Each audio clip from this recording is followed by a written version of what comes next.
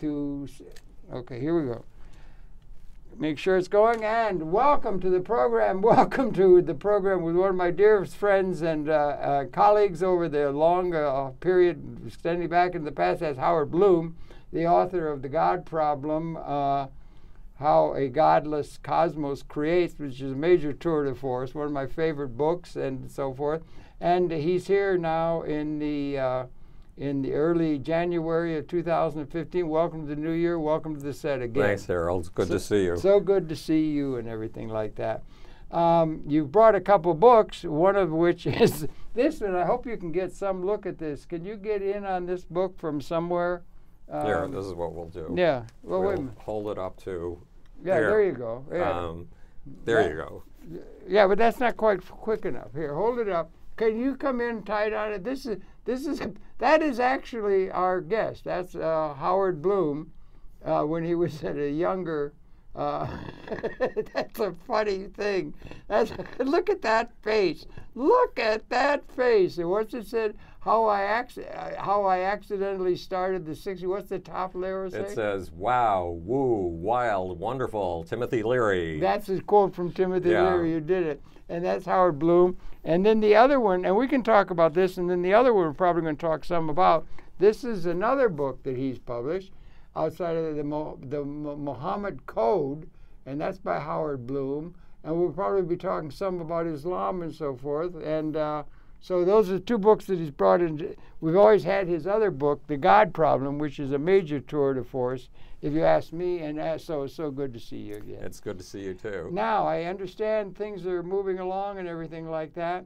And how are things going with your life? I was just saying, we got some things going. Maybe things are starting to take off. Well, my life is in terrific shape. I'm good. Closer to 72 years old than to 71. Oh. And last week, I did 850 push-ups without stopping one morning. Cut it out. You just drive me nuts. You do that. But there's a purpose to this. And the purpose is you wake up in the morning and your mind flashes a bunch of social cliches at you, and it says you're 71 years old. That means you're old. That's young. But your mind starts collecting every little ache and pain in your body. Oh, this is the minute you wake up. And that sets the tone for the rest of the day, the feeling that you're deteriorating. Yeah, but you're in tremendous shape. But here's the deal. You did 800 push-ups. 850 push-ups. But here's the point. It's a matter of perceptual framing. Okay. Before your mind can get its set for the day, while it's busy belly aching about how old you are, you get down on the floor and you do anything more than 20 push-ups, anything more, your body basically says, screw you, to aging.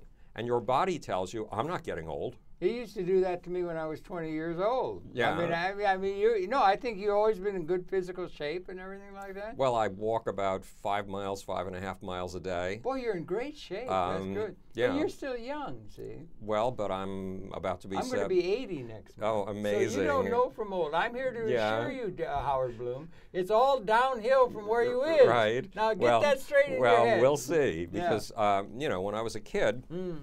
I got very into The Love Song of J. Alfred Prufrock by T.S. Eliot. Yeah. And that poem was based in part on To His Coy Mistress by Andrew Marvell. And at the end of To His Coy Mistress, Andrew Marvell says, thus let us take all of our joy and all of our energy and roll it up into a ball and roll it with rough strife through the iron gates of life. Thus, though we cannot make our sin stand still, yet we will make him run. In other words, you can't stop the progression of time. Yeah, right. You can't stop the progression of aging. Right. But what you can do is give a big, I'm sorry, I'm not going to tolerate this, to time, and you can live 7 lifetimes in one and humiliate time. Yeah, that was the goal. You've done that. I think you've done that. I've been working on that to the best of my limited abilities. You've been working on that. You've had such a life's career. You've been all over the place, not only writing major intellectual tomes and everything, but also you were involved in popular music. Right. You were involved in all that. Maybe go over that really quick. I know we want to get to the Muhammad thing. Oh God, it's a little difficult to do. In the 1960s, I dropped out of Reed College in Portland, Oregon. Well, let's go back a little bit.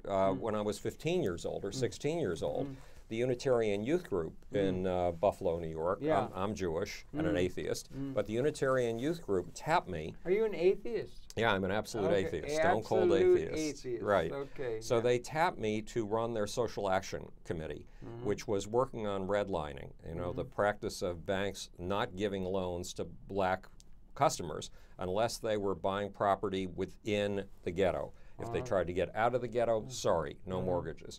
So I started a career of social activism at the age of 16, and then dropped out of Reed College when I was about 19 years old, and developed a group of followers. I was looking for Zen Buddhist Satori, and a bunch of people started dropping out of their jobs and following me around. I was sort of a spiritual guru by accident, and the group that that followed me eventually got a name, and the name was the hippie movement. So I accidentally helped start the hippie movement, which is what. Yes, that book is about.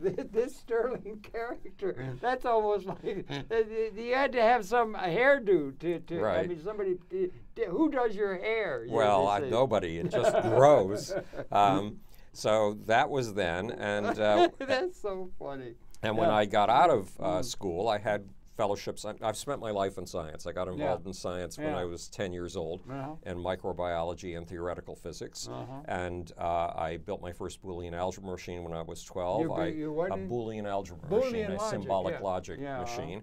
And I co-designed a computer that won some science fair awards when I was 12. And I had my first meeting with the head of the graduate physics department at the University of Buffalo when I was 12.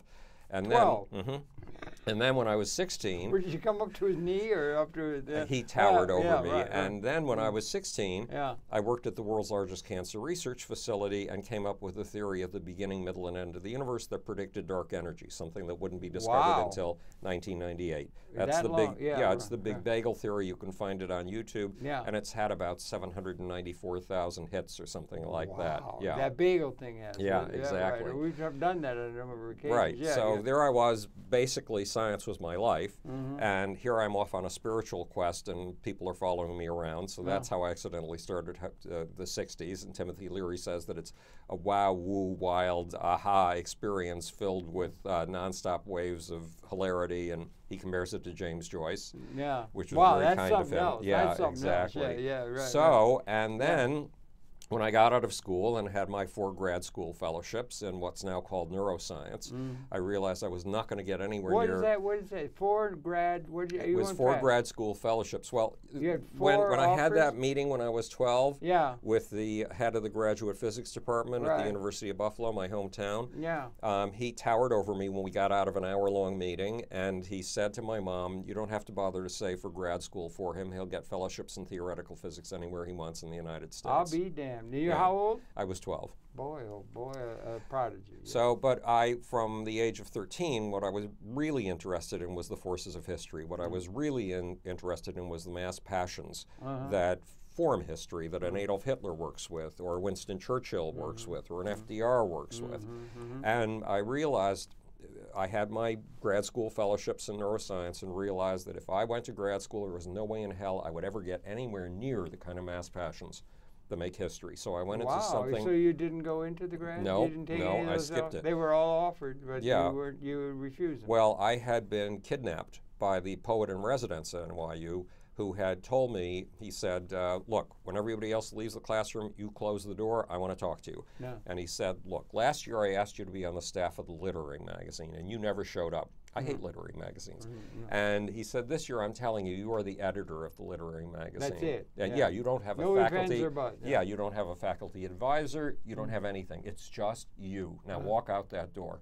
So I was stuck, and I didn't like literary magazines, and I turned it into an experimental graphics magazine and literary magazine, and it made a huge splash in the commercial art community in New York City. In New York City, you're in New York City. Yeah, this is at NYU. Yeah, right. And so when I left NYU, when I graduated, I had an opportunity to go into something I knew absolutely nothing about, Harold. The other kids had never allowed me anywhere near it. Music? Popular culture. Popular culture. So I started an art studio with the artists that I'd gathered for the why magazine. Did you get to that, do you think? What put you over from where you were to that? Because if I'm going to get to the mass passions that make history, this is getting me much closer to it.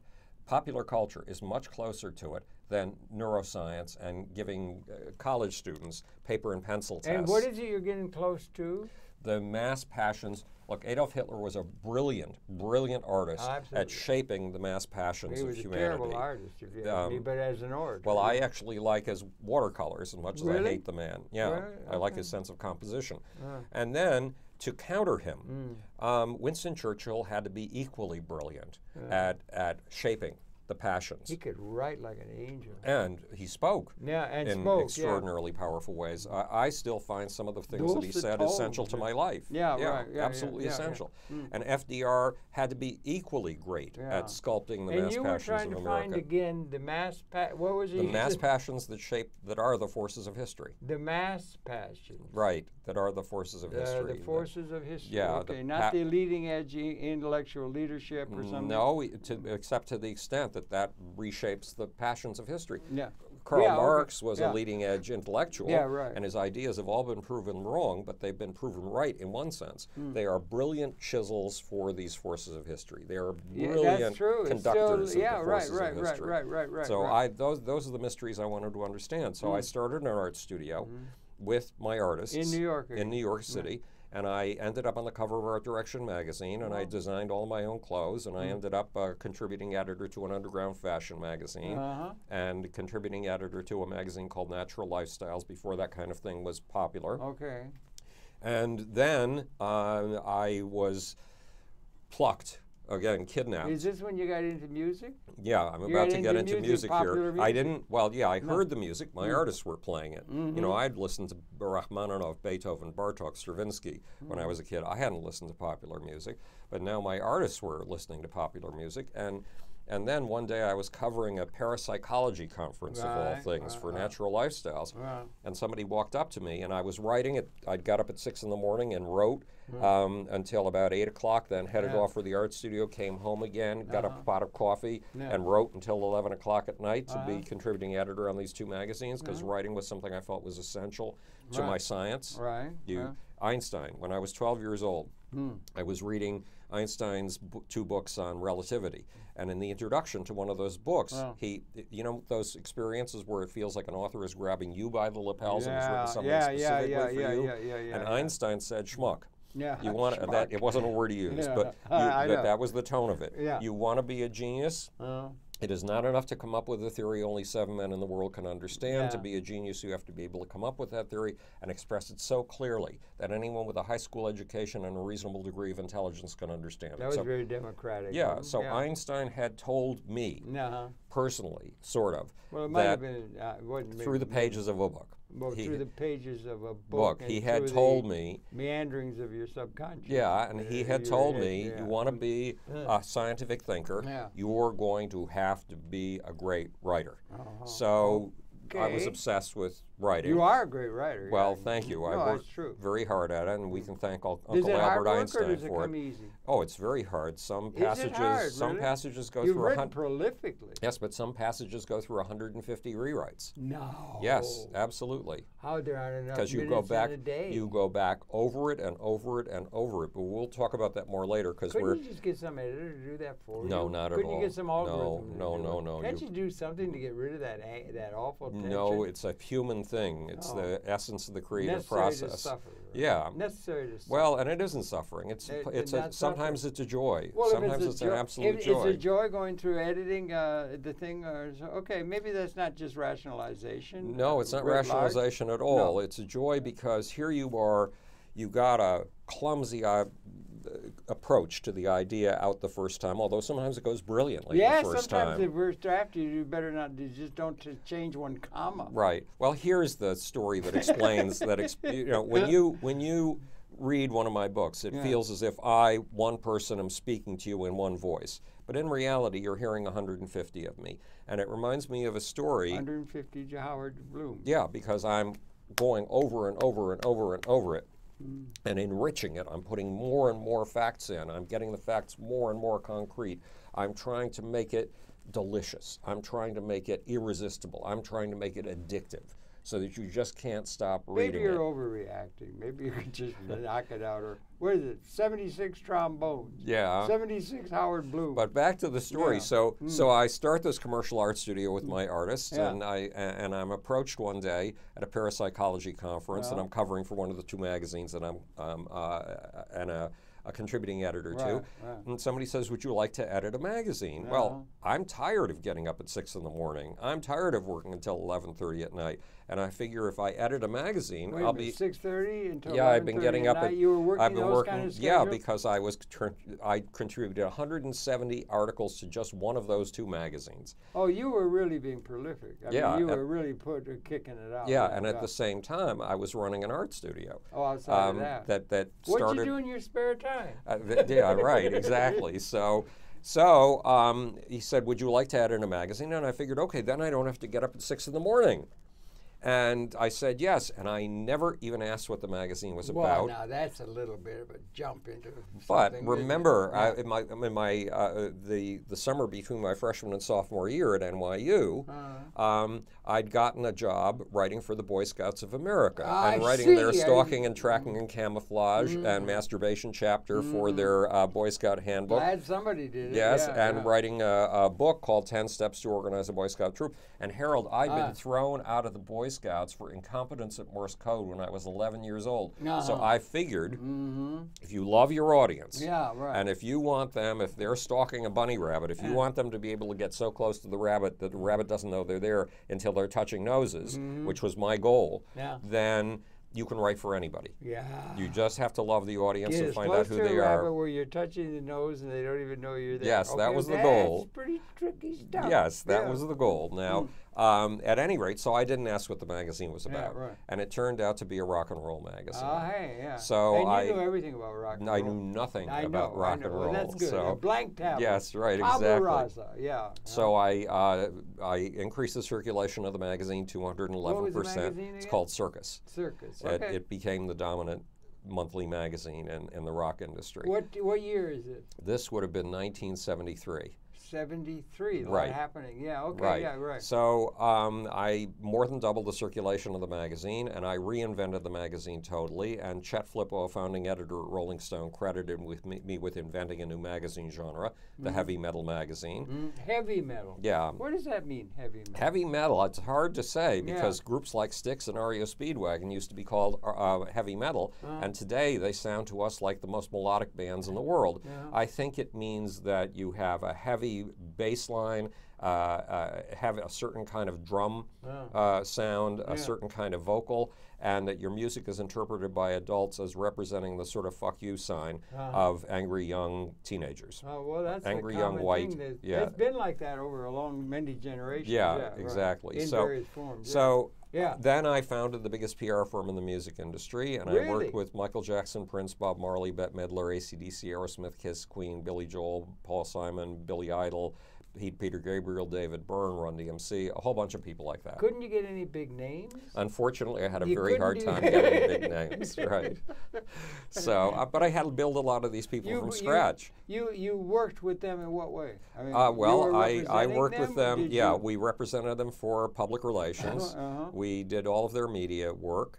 And I worked on career strategy, long-term career strategy for my artists. And so because I didn't have stars in the beginning, I would take unknowns like Prince, a 19-year-old from Minneapolis, and build them to the point where they were stars. Did you schedule gigs and things, or no, just writing, in the case of, I wrote the bios and stuff like that, and my staff went out and got, I tried to get a minimum of 160 press breaks a month for my clients. I was more satisfied if we got 300 press breaks a month. In a good case, we'd get 750 press breaks in a month. Press breaks? Press breaks means we really zeroed in on things like UPI and AP because if you hit a story there, you could get 1,000. You could get that story reprinted in 1,000 publications all over the world.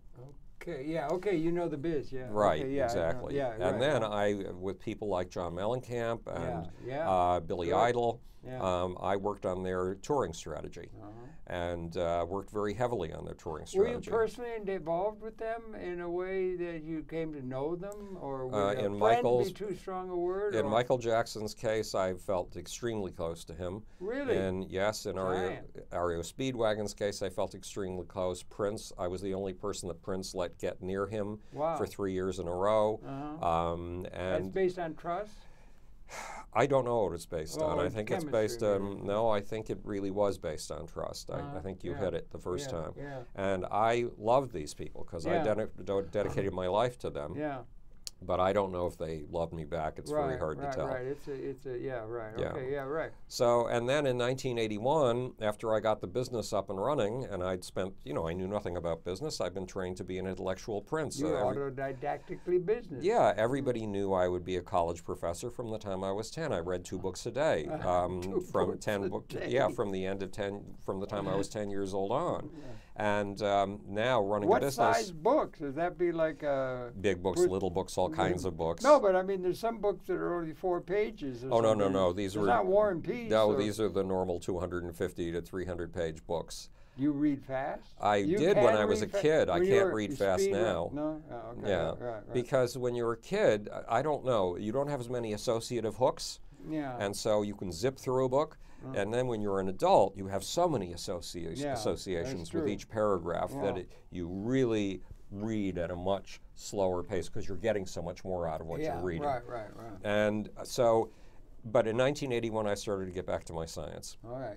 I did it in my spare time, which means... When did you get the kernel of what was to become the God problem? Well, the kernel began in 1981 when I went back to my science, and that was the kernel of the Lucifer Principle, the first book. And one day, Peter Gabriel walked into my office. Peter Gabriel. Yeah, and we were both science nerds. Yeah. We both loved computers computers and all this new technology stuff. And Peter said, there's something. What year this is? Around 81? Probably 1979 or something like that. Yeah, which is coming strong. Yeah, and Peter said, there's something you should check out. It's right up your alley. It's called the Gaia effect. And the Gaia hypothesis. Right.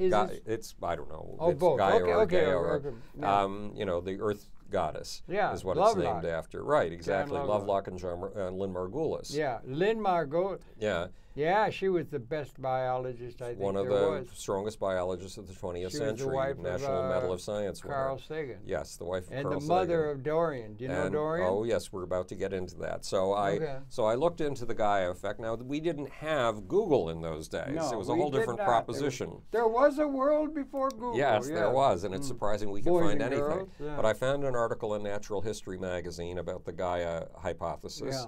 By Lynn Margulis and Dorian Sagan. Oh, Dorian also. Yeah. Okay, yeah. And because they were terrific writing partners, absolutely terrific. Yeah. And Lynn Margulis was maybe our leading biologist. I swear to God. Well, she's certainly one of the most important. Wonderful. I mean, Barbara McClintock is important from the mid 20th century before Lynn, and so there are a few other major towering giants in biology. It is an evolving tapestry. Yeah.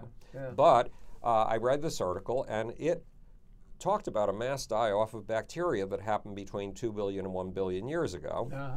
And it talked about it in exultant tones. Now, I grew up in the wake of World War II. I grew up in the wake of the Holocaust. I was born the year of the Holocaust.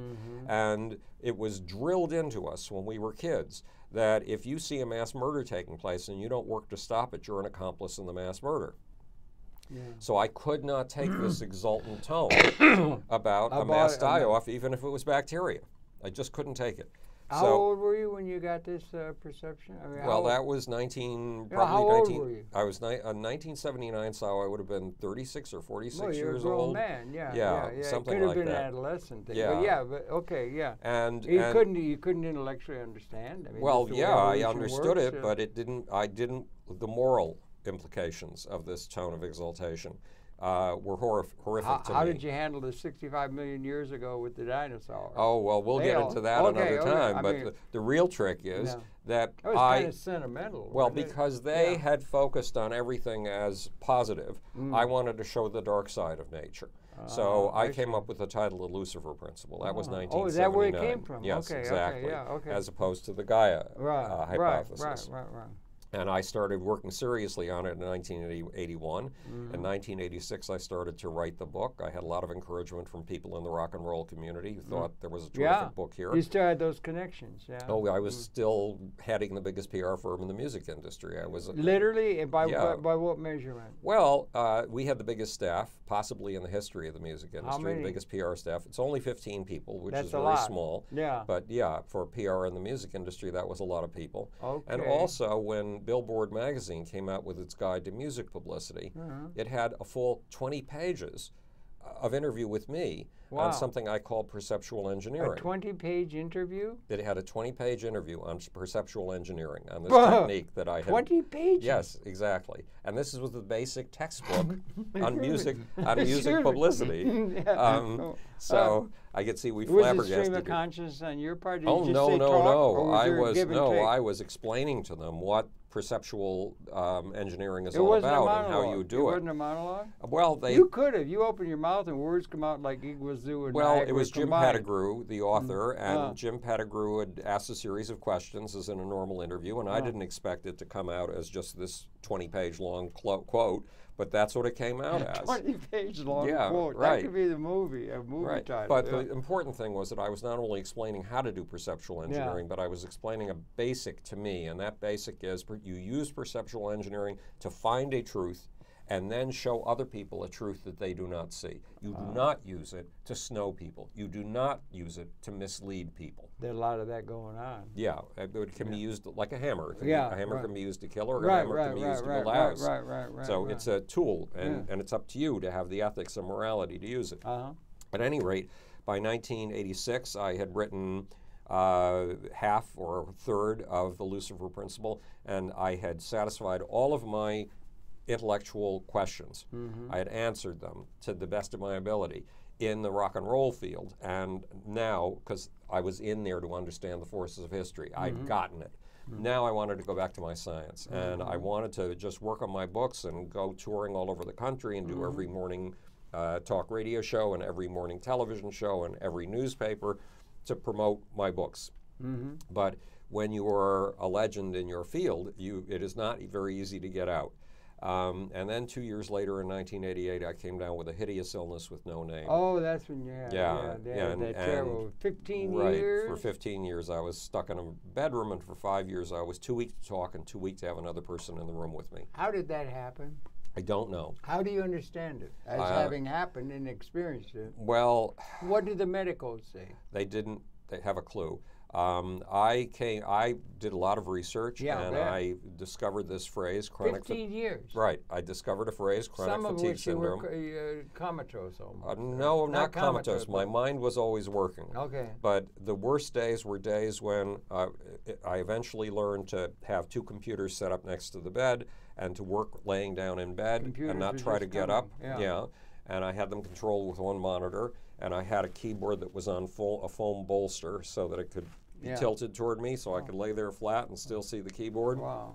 And some days I was too weak to lift my hands. I couldn't lift my hands to the keyboard. Those were the worst days.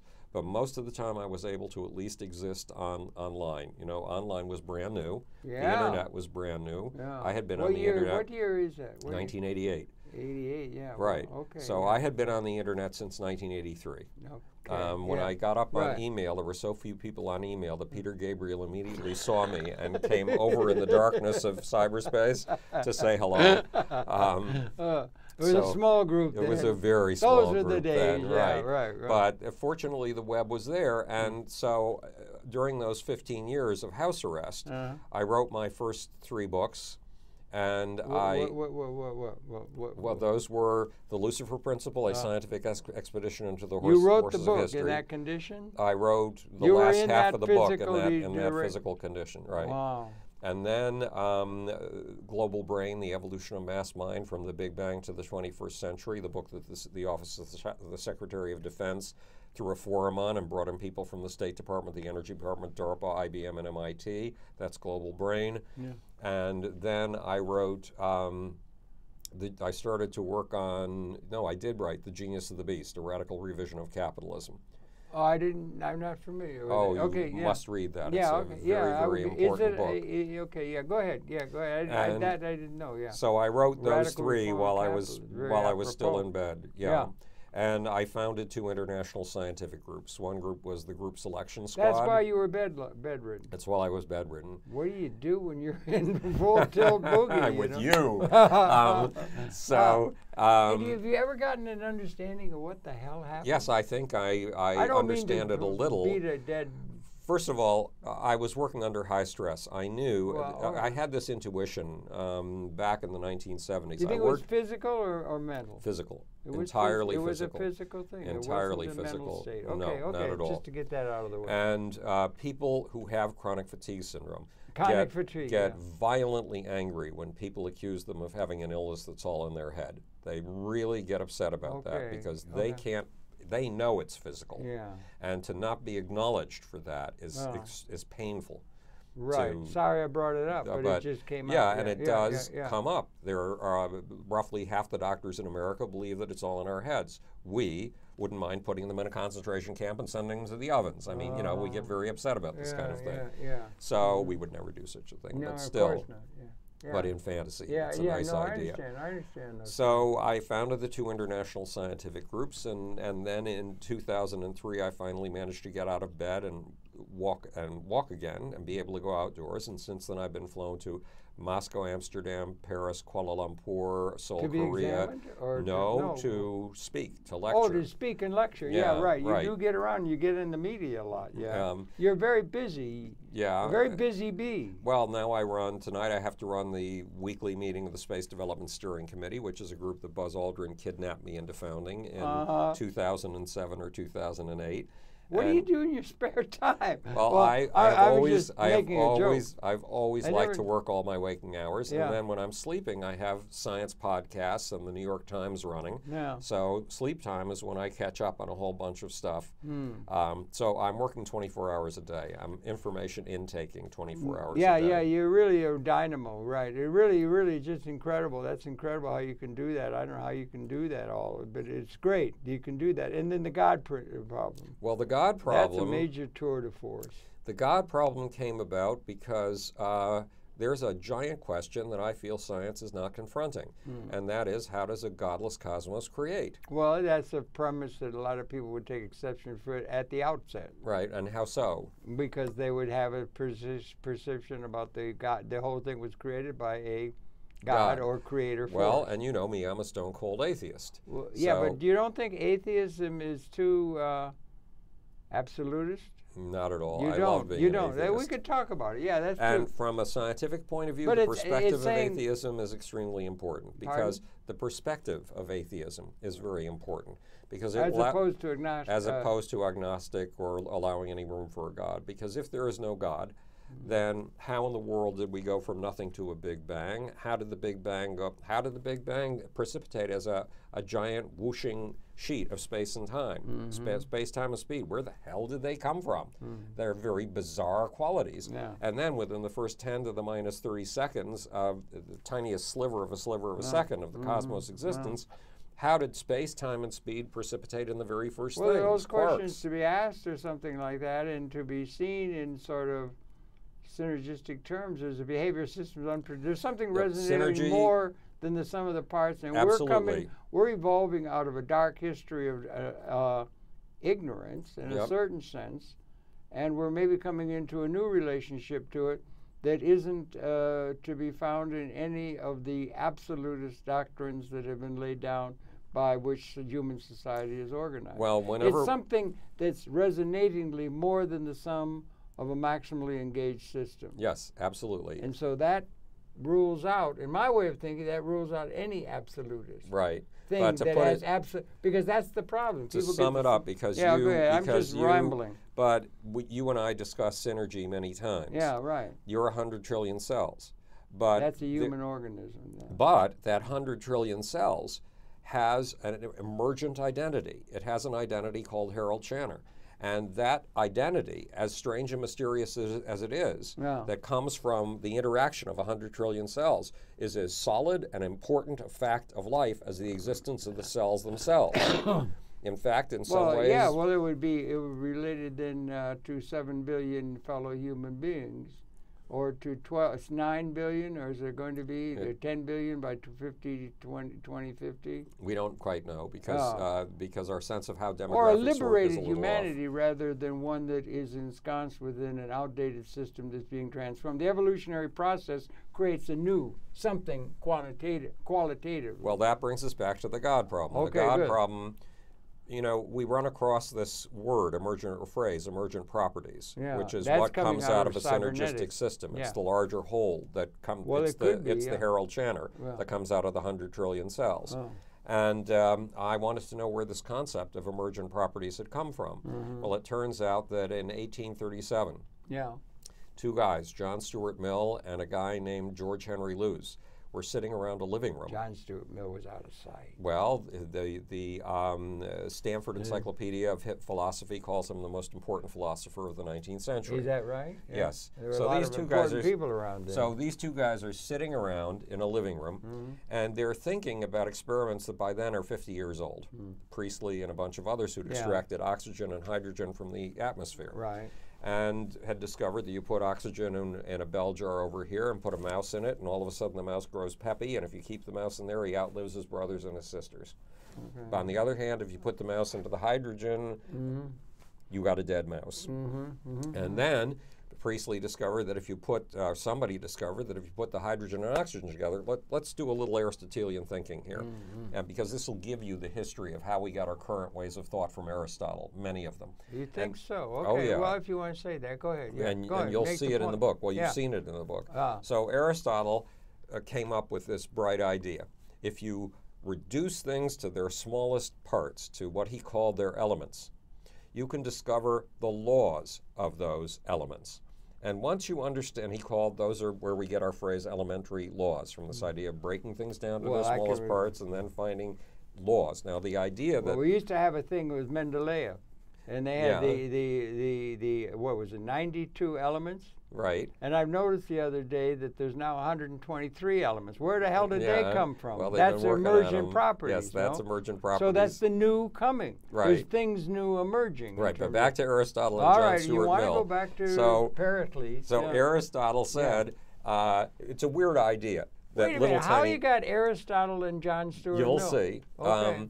Just hang on there. What fantasies wrought in your mind? So Aristotle, the idea that laws would apply to little tiny things, the tiniest elements of things, that's weird. Laws are things that, you put on a stone stele if you're Hammurabi. And that's a pretty weird metaphor. He did do that, Nonetheless, he made that a standard part of our vocabulary. So here you've got two guys sitting around a living room, and they're contemplating hydrogen and oxygen. And we know the laws of a gas. We know the laws of the gas in the bell jar over here, the oxygen, and the bell jar over here, the hydrogen. They both behave like gases. They're both transparent. You can put your hand through them and your hand isn't stopped, and a bunch of other characteristics. Now, since we understand everything about a system, according to Aristotle, if we understand the laws of its smallest parts... You're really pushing it, though, but go ahead. We should, if you put two gases together, all you should get is more gas. It should follow the laws of its elementary parts, right? Yeah, but okay, go on. And then if you put a match in, according to Aristotelian logic, all you should get is warm gas. You put a little heat in there. You get but you don't. You get an explosion, exactly. And then the weirdest... synergistic emerging property. Yes, exactly. And then the weirdest thing shows up on your working surface. It's this wiggly, wobbly stuff that isn't quite a solid and isn't quite a gas. What is that? It's the stuff, you can put your hand through it. What is it? It's transparent. What is it? What is it? What is it? It's called a liquid. It's called water. And what John Stuart Mill and George Henry Lewes were thinking about is the math of science, that was the math of Newton at the time, in no way predicts the water or the explosion. In no way. And they tried to come up with a name for it. And John Stuart Mill called it heteropathic causality, which, you know, I know you, Harold, you use that phrase every day. I never used it in my life, but I hear, maybe I'll start. No, that didn't catch. No. And George Henry Luce came up with another phrase, emergent properties. Emerging, he did. Yes. He became certainly part of a cybernation. And these two guys said, science isn't really science until its math can predict the emergent properties. Now they said that 178 year, 100. Well, emerging property sounds like synergy to me. It is, but they said math isn't the right math, and our science isn't the right science until we can predict these things. That's 177. But we found the Higgs boson. Yes, but that's breaking things down to their elements. That's quantum. Yeah, that's the kind of thing Aristotle called for. What Aristotle was calling for, he didn't have a name for it, but we now call it reductionism. And reductionism, right. Right. And it doesn't work, Harold. It only works to a very tiny extent. And it's 177 years later, and do we have a grip on emergent properties? Do we have a mathematics of emergent properties? No. Not at all. Not in your life. Nor do we have even a perception of how important it is to get a systematic understanding of what the hell's going on. Right. So we don't have that now. We're just going with outdated systems out of a historical pattern that's being qualitatively transformed, and we don't have a blueprint, or we don't have an operating manual for spaceship Earth that can stave off killing the whole damn. This is the Buckminster Fuller and Harold speaking. You can do worse than Buckminster Fuller. Right. But at any rate, so the God problem shows you how we've gotten to our current way of thinking, so we can step out of it, and it raises big questions. And the biggest question is, I would say get out of anything absolutist, whether it's Karl Marx or if it's a political thing or something. Any absolutist should be ruled out in terms of serious consideration of what's going on, because we are yet to find a synergistic resonancy that is what will give us guidance in terms of the way big trick we're is to develop. be able to grasp synergy so you can begin to question it, so you can begin to understand it. And I'm not talking about synergy. That's easy. It's the emergent properties that come from a synergy that really are the big mystery. Well, they're not the same? No, they're not the same. It's not just a different word for the same thing, or no? You're talking something material? They're slightly different aspects. The synergy refers to the relationship between the parts. No, it refers to the more than the sum of the parts. Yeah. And also you can take into it more than the sum of the parts going through a cooking process that is, they reach a certain crescendo of birth and development. And then it comes to a certain point of absolutist, of maximum engagement of the whole system. And then there's a synergistic Now, what do you mean by maximum engagement of the whole system? Well, I don't know. I don't know how to do it. I don't know quite how to do it. But it would be that you have, like we live in a universe, and we live in a universe now that I guess we have some pretty good understanding compared to what we had, say, even in 1920 or 1920 or anything like that. We're coming to where we have an understanding, and there is quantitative change, a historical change up the historical thing. We have a few facts. A couple 100,000 years we've been around as a species. We weren't created by some god or something like the creation stories we were able to put together that are important because they give a sense of cohesion to the human consciousness that is needed and everything. But or any of the other systems that we develop in order to get some sort of understanding of what's it all about, Alfie, and that kind of thing. And that can be done in political terms. It can be done in economic theorizing or something. But we have all of those things. But it was within a historical context of 10,000 generations, more or less. And it's hard to propose that we may be, and that we did not appear in the evolutionary pattern as best we can understand until about 200,000 years ago. As our modern selves, well, not modern in the sense of Homo sapiens, as opposed to Homo erectus. Well, we started making stone tools 2.5 million years ago, so that was the beginning of our modern human path. But you're right, we didn't become our modern selves until 200,000 years ago. That would be some leaky stuff and everything like that, Australopithecine, everything. That's But anyway, so we appear we appear out of an evolutionary process that's understandable. We can understand it. And now, well, we think we can understand we it. think we can understand it. We don't understand the emergent property aspect of it. The emerging property aspect of evolution out of Homo erectus was Homo sapien. Right, but we don't understand how we got there. Well, we don't. We don't understand the means by which you have a qualitative transformation or a speciation. You got it. That's you it. You got Eldridge and Gould saying it's you have saltation, big no, jumps. you have punctuated equilibrium. Right, exactly. The new appears. Right. Okay. So we got the new appearing, and the new is appearing at this particular time when we, in 10,000 generations, and we get to a point where we can extend the consciousness, create tools and technologies of extension, and that leads to certain kinds of historical context, Hammurabi, or, you know, but it's always been a case where the way in which political, or I don't know what it was like, wandering and gathering, Aldous Huxley wrote really well on the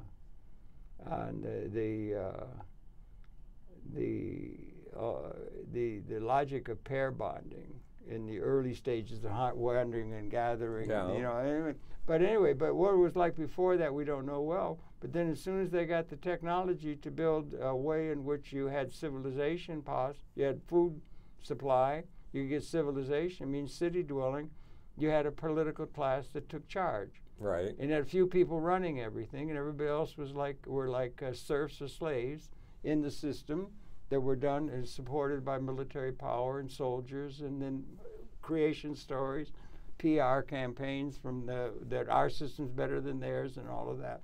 And we gotten to the point now where those extended systems are, I believe, I just talked to a young lady who's working out a lot of different ways in which you can get at reality, and I think it's doable, it could be found, modeling that the weapon systems finally that had served the kings in the form of knights who would protect their interest or something like that, an army essentially being able to the biggest club would be in which political would be established, legitimacy, and then creation stories and all the rest of it, and soft power and all those kind of things. You get to a point, but the weapon systems is what it's about, really, in terms of realpolitik, and they became species lethal. Well, within our lifetime. So here we are. Within our lifetime. Right. The point is, this is not a normal time. Right. This is not a normal time. It's hard. Probably people in the 1000s said this is not, but it really is. We're coming to a time of qualitative transformation ontologically. Well, we're not only for thought, but also for material reality. Well, and it's never mentioned. We are here. Okay. Approximately 1 week after the Charlie Hebdo killings. Right. In Paris. Right. So how did you respond to those killings? Well, it was horrible that it happened and everything like that. And I'm trying to figure out what is the case for that. I suspect almost any absolutist thing like God. Because if you're doing it in the name of God, you've got eternal truth that you can go and kill. Right. And all of the systems have had that. I mean, the Roman legions, they've all had that ability to go and beat the bejesus out of somebody else and exert your power because you had the gift of God.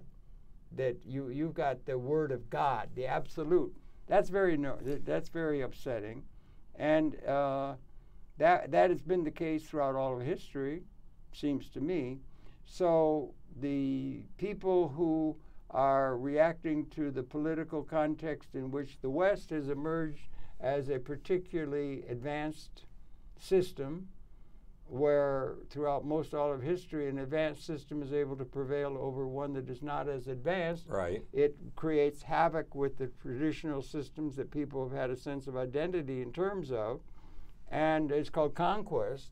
First law of international law is that the right of conquest. You have to be able to conquest other people, right, and it has to be recognized and so forth. And so the people who are clinging to other systems of thinking are very upset when the identity by which they had a sense of identity are not lived up to or misinterpreted, particularly from a historical context. And it's a large part of the historical condition. A lot of the slaveholders in the South of the United States were very upset with the idea that they do not have a right to have Negro slaves. Right. All of that, all the prejudice of absolutist thinking. And in this case, you've got an Islamic world that in the age of the Caliph, they're talking of the ISIS is, or ISIL more important. It goes over to Hezbollah, Nasrallah in Lebanon and that. They've been in the age of the Caliph, when they expanded all the way from Indonesia to Andalusia, and so it was a genuinely interesting and impressive and good time. They have been superseded by the West, and there's a great deal of anguish because their absolutist system that they want absolutist, like it's right to cut off a hand, it's right to do that's why I just distrust absolutism and everything, has been violated in their view. We went with 400,000 troops to Iraq and some of these other kinds of things where the Western power conquesting in the same way, the period of colonization. So there's a great deal of upset with them being incorporated within the American empire or the American-led Western empire. And there's opposition to that. You can understand that, but it's out of hand. It's very much out of hand. Very much out of hand. Now, I know you read this and you say that the Muslim religion and Muhammad has been evil from the beginning. They're just a nasty thing. No. As far as I understand, Muhammad and Islam. That's only partially right. Well, they're all evil. No, the Muslims. I mean, it's the Crusades. It's just red in blood and claw. Well, crusade and jihad are virtually the same thing. Well, all right, yeah. But that's my feeling, and that they're overwrought, and they've got to be dealt with. But they've got to be dealt with some sort of understanding where we can have this dialectic of how we're going to operate the whole of the planet in a new way. And I think one of the ways to get to that is some of your thinking about this is not your normal time. Right. This is a time of qualitative, the weapons of mass destruction exist, we can model it. The fact that we have more capability to provide life support for everybody and all the creatures, we have that we have not had historically. You can't go back to some historical thing that is different. We've come to a unique moment, and it's never mentioned that this is not just another political phase of a political thing that began with Pericles or something. It's a time of qualitative transformation, very possibly, if we get a system in place that can take care where everybody's materially and spiritually in a place where they can maximally participate like the cells in a human organism. The Islamic extremists, the jihadists, would say there is one system that can create a qualitative and quantitative change. That system, in fact, was designed from the beginning to rule the entire globe. And it's called Islam. Yeah. And Islam has a unique advantage for those who participate in it, because if you do not live under Sharia law, if you do not live under strict religious law, you're going to hell. But if you do... Well, that's the Christians, it's true. Right, but if... they've all had that. Right. The Jews have that. No, the Jews don't. No, they don't. Oh, well, then there's one exception. Yeah. All right. The difference between Judaism and Christianity and Islam is that Islam and Christianity are both religions with global ambitions. They both want to save the entire world. That's what the Crusades were about, was supposedly saving souls, especially when the Crusades extended themselves to the Baltic countries, Slavic countries. Yeah.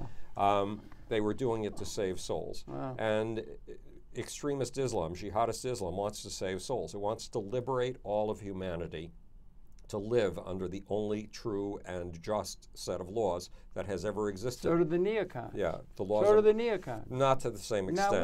But it's anything absolutist. Yeah. They're absolutist. Well, this is an absolutist religion, the jihadist interpretation. It's they're very all absolutist. Because they're looking for an absolute certainty. Yes, they are. And we live in an uncertainty universe. But they see things differently. They think that we have been given a set of laws by God himself. We were given it through Muhammad and... So do the ghost dancers of the Sioux. Right. So do all. They think our God is better than your God, right. Or our God gave us truth, and our God is the one to follow, and ours is given divinely, not by some political process. There's a big difference between Christianity, which has which has done horrible things around the world. Yeah. Or capitalism, for that matter. And Islam, because it's called the founder effect. A group tends to take on the character of the founder. Yeah, now, I guess Jesus that's true. said, turn the other cheek. He would never have approved of the wars that have been made in his name at all. Never, ever.